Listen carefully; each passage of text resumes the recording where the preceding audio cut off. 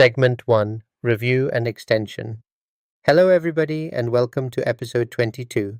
This time we are entirely in English. I am back in Barcelona.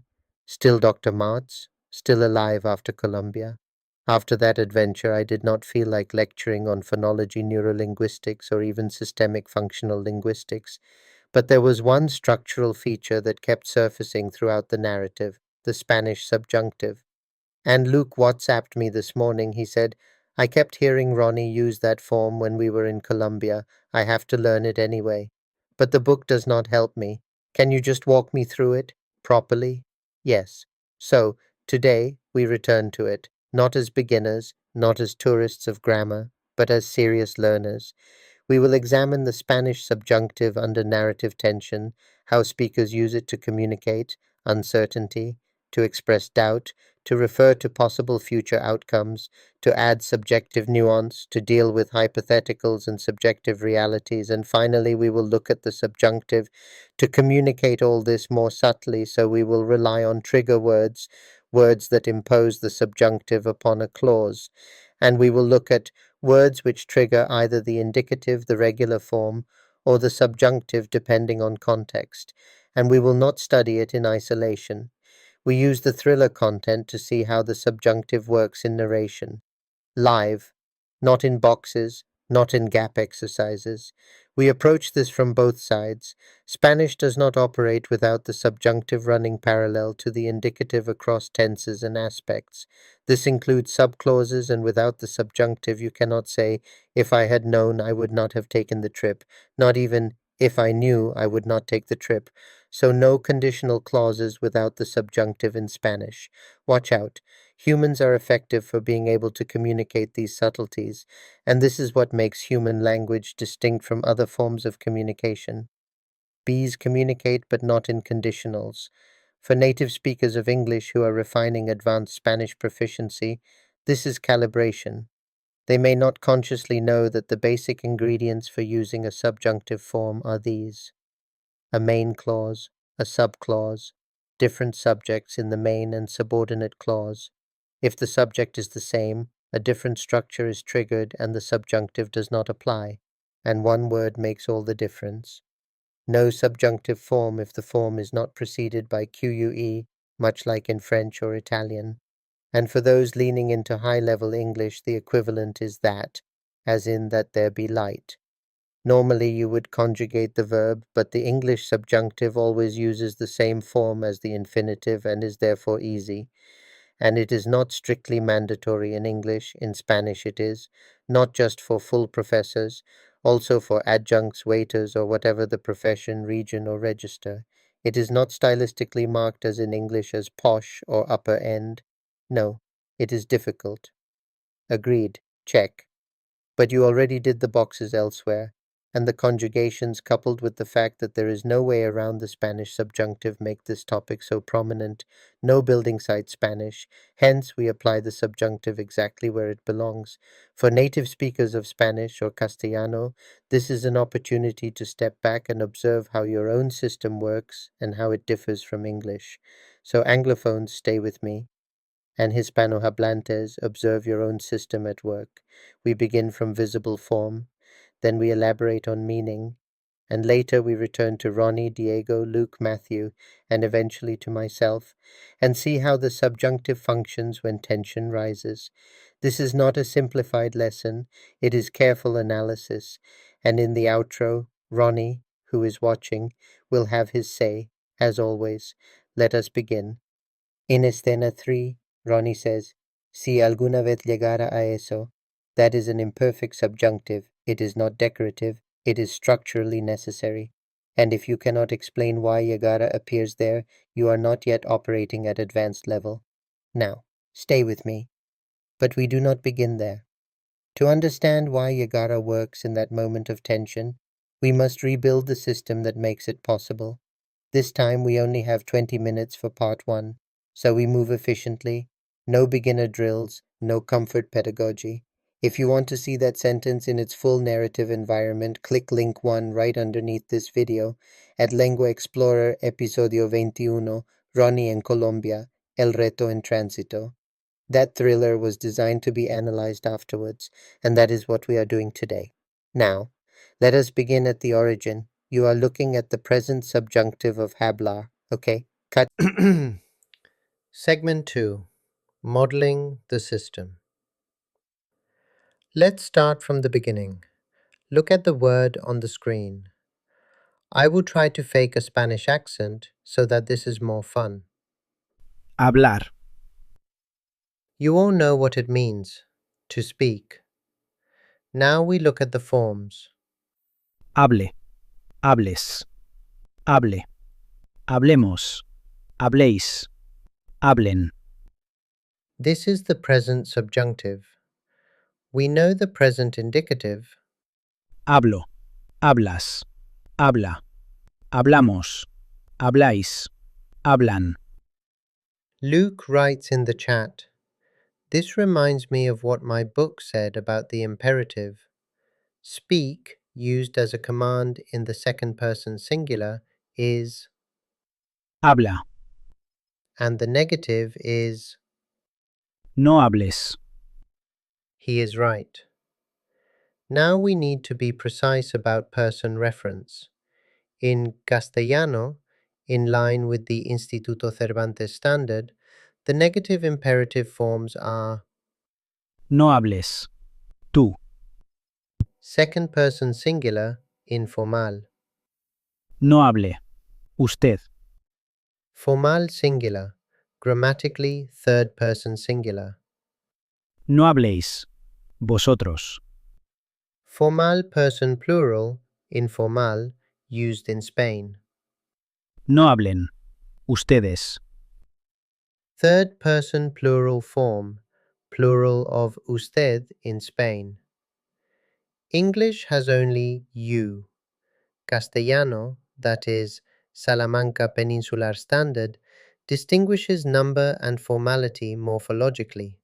So, No hables. and No hable. are not interchangeable. They address different grammatical persons. Luke's observation matters, because for most persons, the negative imperative aligns with the present subjunctive. Now the formation principle. Take the first person singular of the present indicative. Hablo. Remove the dash O. What remains is the stem. Habl. Then add the opposite vowel set. For verbs ending in AR, that means E endings. We've seen it with the imperative, which is also a mode, not a tense, like the subjunctive. For verbs ending in ER or IR, that means A endings. For example, Escribir. present indicative is Escribo. Escribes. Escribe. Escribimos. Escribís. Escriben. Luke writes to write, write. Alliteration, funny, Ronny writes. Moving on. So if you apply the system, you don't need to think much. The present subjunctive is, Escriba. Escribas. Escriba. Escribamos. Escribáis. Escriban. and this makes sense. Don't write is no escribas. Look carefully. The informal U keeps the S now. With the positive imperative, we mirror this by saying, Escribe. we drop the S and stay with the E. Same with ER verbs. Comer. Tú. Come. Tú. No comas.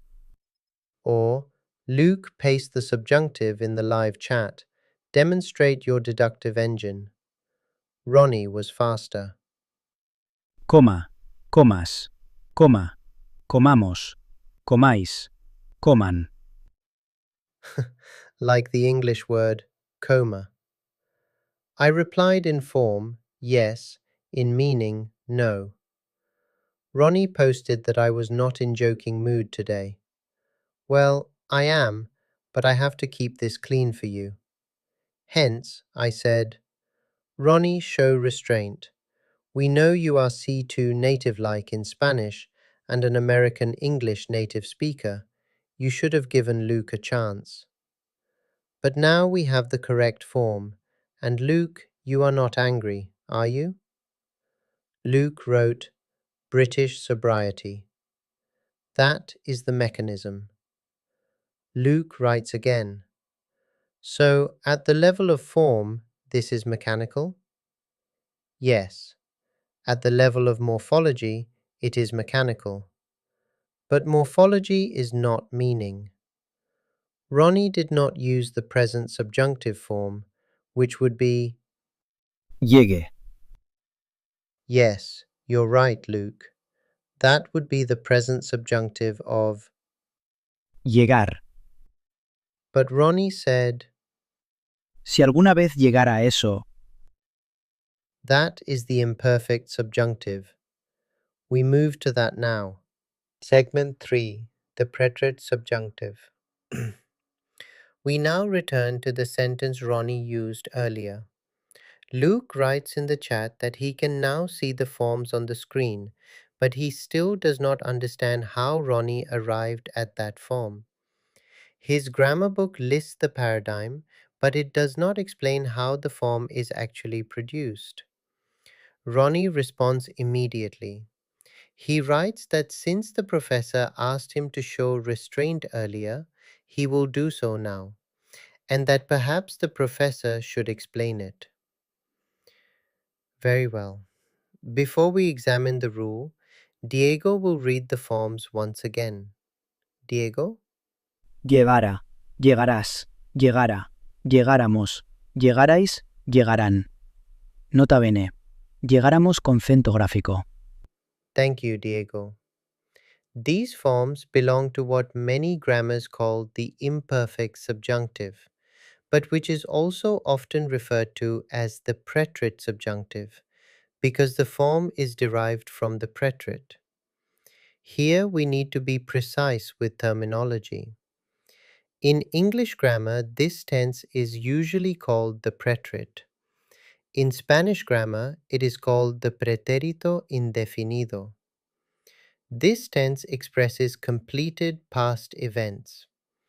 It must not be confused with another past tense that learners often encounter, the imperfect.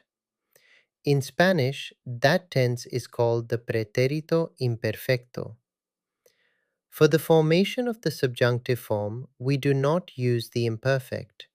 We use the preterite, the pretérito indefinido. So before we proceed, let us briefly return to the preterite paradigm of the verb llegar. Diego? Llegué, llegaste, llegó, llegamos, llegasteis, llegaron. Luke immediately notices something. If the subjunctive form is derived from the preterite, we must begin with one of these forms. That observation is correct, but we do not need all of them. We only need one, the third person plural. Diego? Llegaron, Exactly. llegaron. This form is the starting point. If you want to control the preterite subjunctive in Spanish, you must first control the preterite, the pretérito indefinido. Ideally, you should know the entire paradigm, because the subjunctive form is built directly from this tense. Now observe the mechanism. From llegaron, we remove the ending ron. What remains is the base, llega. To this base, we attach the endings of the preterite subjunctive. Diego? Dash, RA, dash, RAS, dash, RA, dash, RAMOS, dash, RAIS, dash, RAN. When these endings are combined with the base derived from llegaron, we obtain the paradigm you saw at the beginning. Diego will read it once more. Llegara, llegarás, llegara, llegáramos, llegarais, llegarán. This is the ra series of the preterite subjunctive. Spanish also preserves a second series. Diego will read those forms as well. Llegase, llegases, llegase, llegásemos, llegaseis, llegasen. These are the se forms of the preterite subjunctive. Both series are grammatically correct and historically equivalent. In contemporary spoken Spanish, however, the ra forms are significantly more frequent, while the se forms appear more often in formal or literary contexts. For practical purposes, learners should actively master the ra forms and be able to recognize the se forms when they occur. We can now return to Ronny's sentences he used in Scene 3, Episode 21. Ronny in Colombia. Find the link below this video. He said, Si alguna vez llegas a regresar, los vuelos no parecen mantenerse en lo que son. Y si alguna vez llegara eso, continuó mirando a Luke y a Matthew, puedes comprar tu asiento de 6 euros en Vueling. Esa es tu seguridad. No ganas nada, ninguna libertad, solo procedimiento. and now, in the grammatically canonical conditional pattern, the sentence must be refined. Ronny did what most Spanish speakers do in everyday discourse, simplifying grammar. Strictly speaking, he used a preterite subjunctive in the conditional clause and followed up with the present form, Puedes, parecen. but in the next segment we will see why this version is the only one that is textbook grammar. Diego, please. Y si alguna vez llegara eso, podrías comprar tu asiento de 6 euros en Vueling. We will examine why Spanish uses this form in conditional structures and how it functions within the system of Spanish conditionals. End of segment 4, the conditional system. So we now return to the sentence you see on the screen. You may remember that Ronny produced a slightly different version in the thriller. At this moment, Ronny is actually writing in the chat. He says that he was not wrong, he was simply speaking the way people normally speak. And in that sense, he is absolutely right. Everyday Spanish very often simplifies structures like this. Ronny is now typing something else. He says, and I quote him here, that everyone says it like that in real life. Professor. And again, Ronny is correct. In everyday conversation, you will very often hear speakers combine the subjunctive imperfect in the conditional clause with a present form in the main clause. But what we are doing here is something slightly different. We are not describing street Spanish, we are describing the grammatical system. And that is the version you need if you want to operate confidently at advanced level. C1, A-level examinations in the United Kingdom, and DELE proficiency examinations in Spanish. So while Ronny's version is perfectly natural, the structure we analyze here is the canonical grammatical pattern. Diego, if you would read it once more, please. Si alguna vez llegara eso, podrías comprar tu asiento de 6 euros en una aerolínea de bajo coste. Good. Now Luke has written something in the chat as well. He says that he understands the form, but he is still not sure why Spanish combines these two elements. Why do we have the subjunctive imperfect in the C clause and conditional 1 in the main clause? That is an excellent question. And to answer it properly, we need to look at the conditional system as a whole. Because the sentence Ronny produced belongs to one particular part of that system. That will allow us to see how Spanish moves from real possibilities to hypothetical situations. And remember, hypothetical situations trigger the subjunctive. I pointed to this as early as in segment 1. Thus, conditional sentences type 2 and 3 and the mixed forms, types 4 and 5, required the subjunctive in the subordinate clause to apply the principle consistently. Impossibility and hypothesis must change mode from indicative to subjunctive, and Spanish here is rigorous and unforgiving. In summary, for the first conditional sentence labeled real, you get a free ride, as Ronny would say.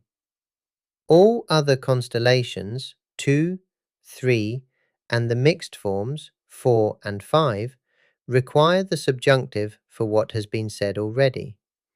No free ride there. And to be more precise, the imperfect subjunctive, as with the example on the screen, or the pluscuamperfecto subjunctive we will examine later, easy, don't worry. Luke says he doesn't trust the easy framing yet, but Diego is siding with me. So let's go step by step. And once we see that progression, the structure Ronny used becomes much clearer.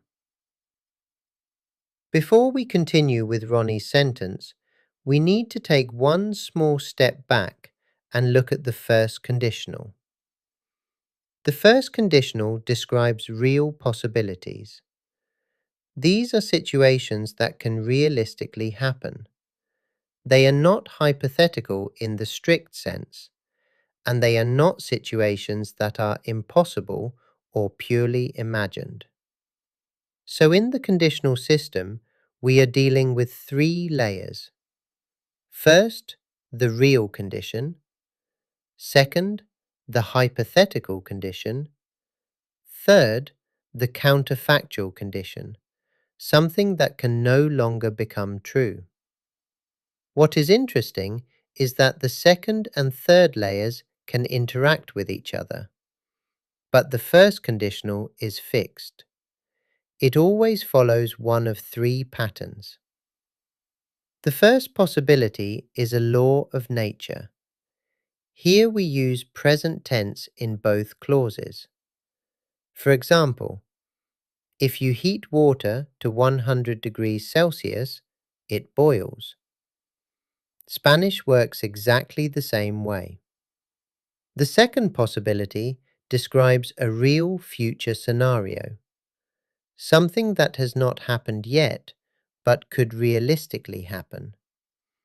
In that case, we combine the present tense in the conditional clause with a future form in the main clause. For example, if I win, I will see Rome. The same structure exists in Spanish. Si gano, veré Roma. Now Luke has written again in the chat. He says he remembers the Spanish future forms, but he would like to hear them again. So let us briefly repeat them. Diego, please. Llegaré, llegarás, llegará, llegaremos, llegaréis, llegarán. Good. So in a real future situation, we could say, if I arrive there, I will do this. Present in the condition, future in the result. And once we know the plural endings, we get the conditional 1 endings almost automatically.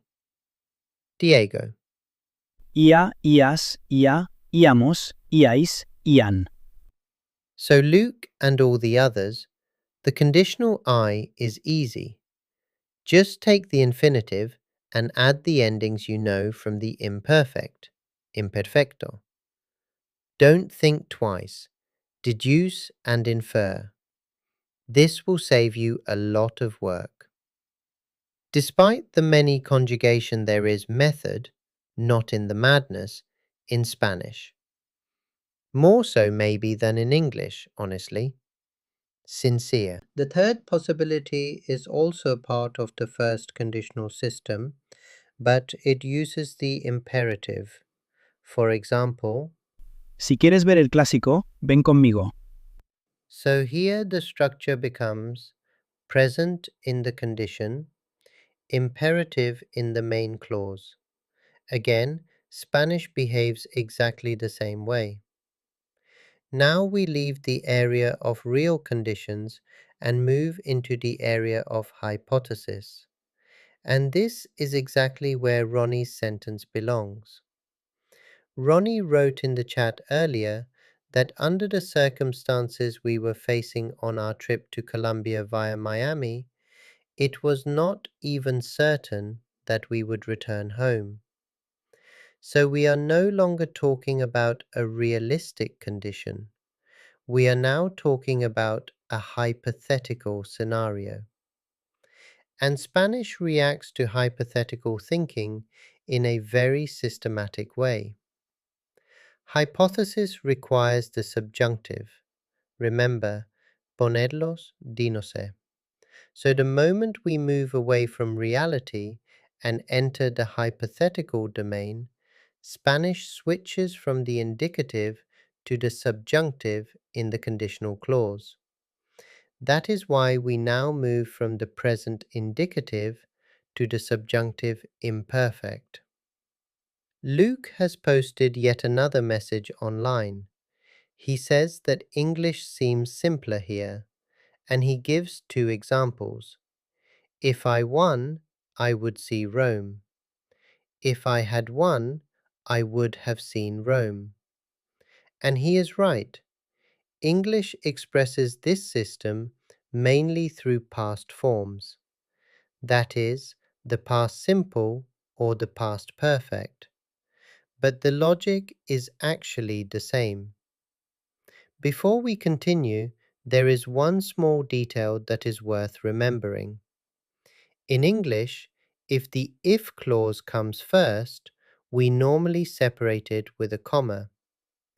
If I had won, I would have seen Rome. But if we reverse the order, the comma disappears. I would have seen Rome if I had won. Spanish behaves in exactly the same way. So we could also reverse Ronnie's sentence. Instead of saying, Si alguna vez llegara a eso, podrías comprar tu asiento de 6 euros en una aerolínea de bajo coste. we could say, Podrías comprar tu asiento de 6 euros en una aerolínea de bajo coste si alguna vez llegara a eso. the meaning is exactly the same. The only thing that changes is the emphasis. But most speakers naturally place the conditional clause first. This now sets you up perfectly to move into conditional to counterfactual in segment 5. If you want, I can also show you one small narrative trick that will make Ronnie's Colombia line connect even more strongly with the grammar explanation without slowing the lecture. Okay, that's the end of this segment. Take a break and come back as soon as possible. Cut. Welcome back. I hope you had your Coke Zero and that your grey cells are ready for conditional to as promised. Up to this point, we have built all the prerequisites.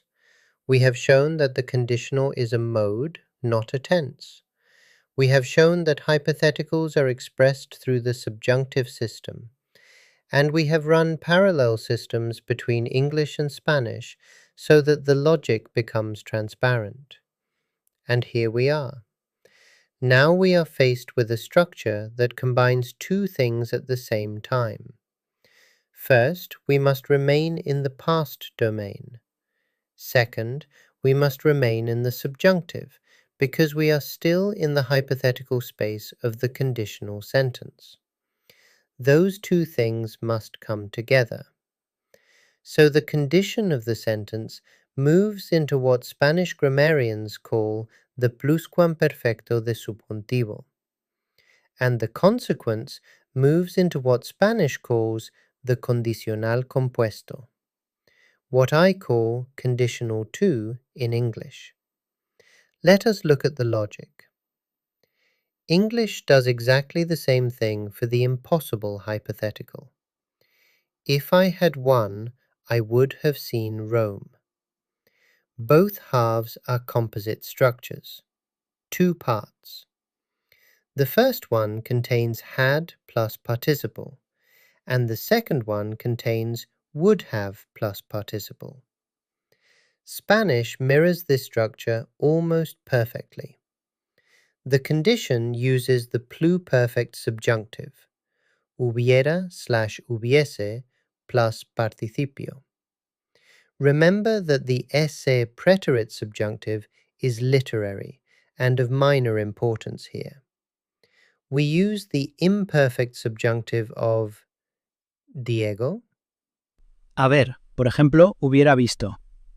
Tell Luke and the others all forms, and let's see if we find one form on the screen. Hubiera estado. Hubieras estado. Hubiera estado.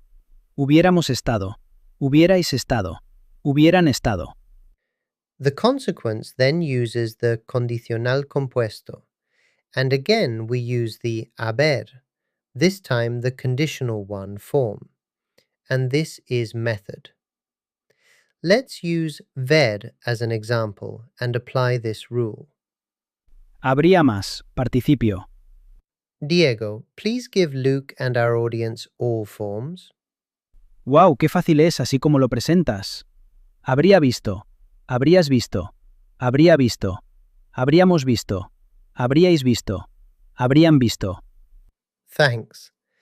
There is actually one interesting difference.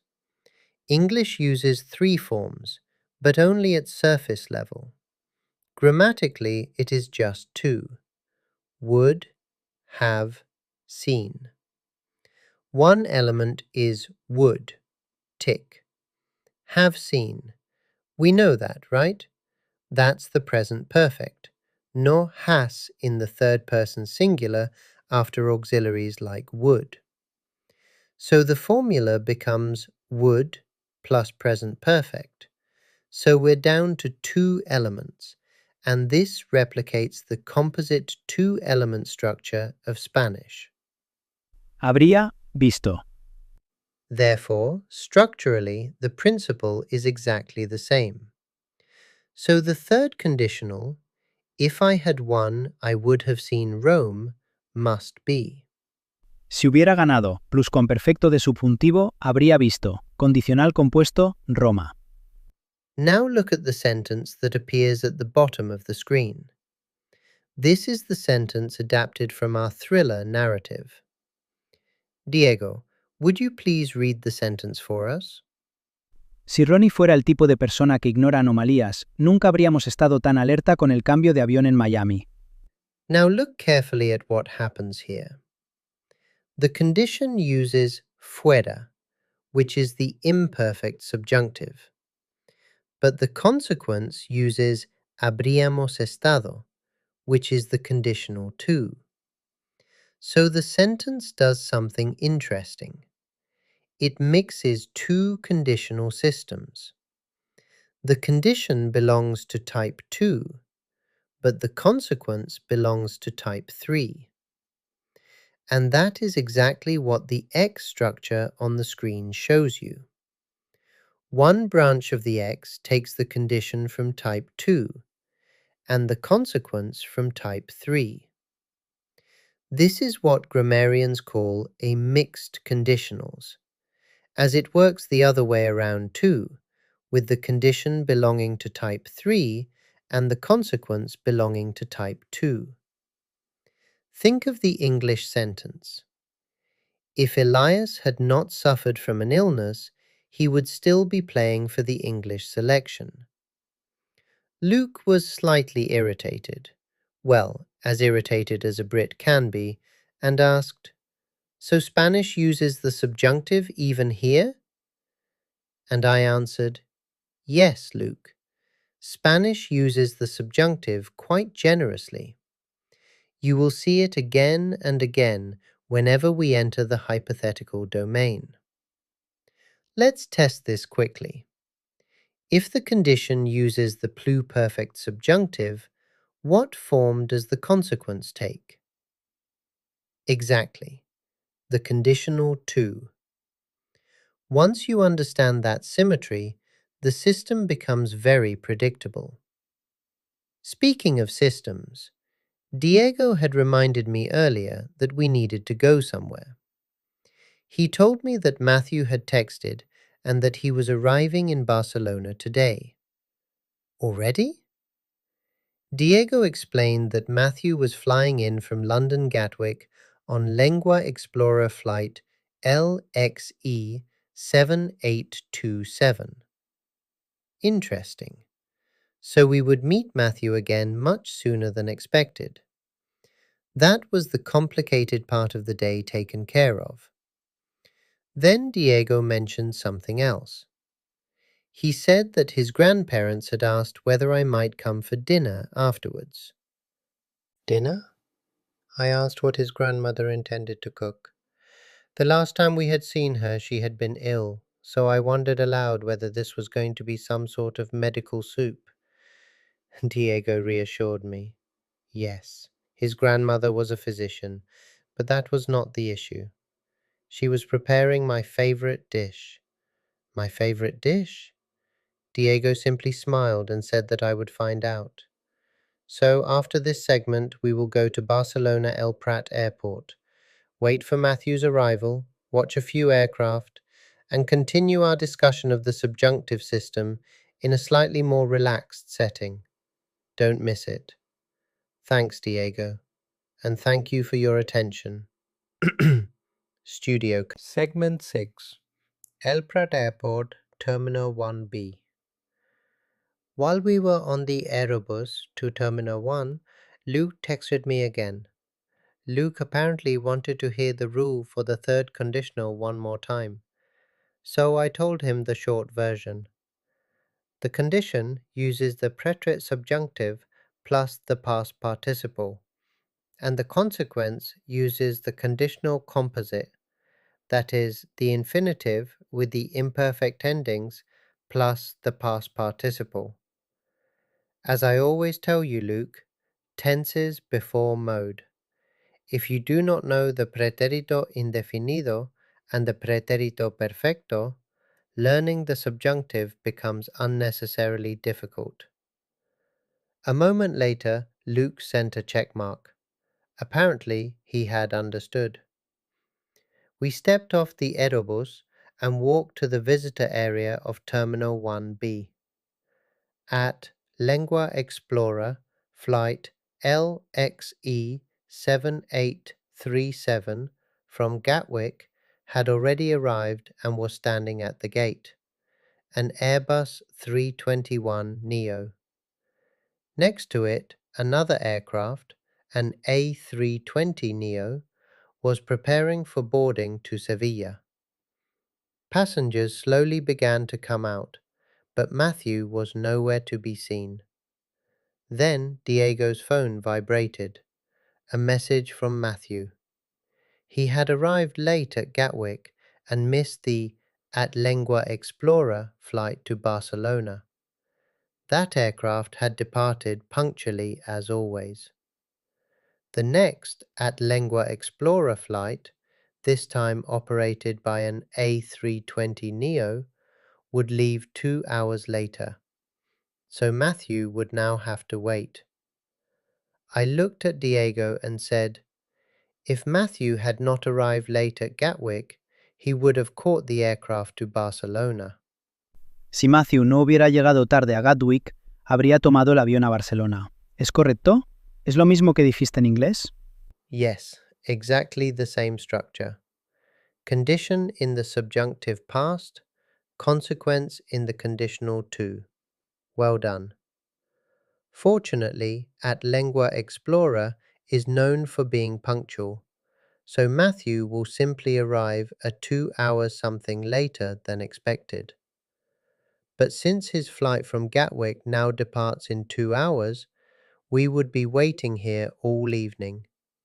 So Diego suggested we should continue to San Gervasi and not wait for Matthew.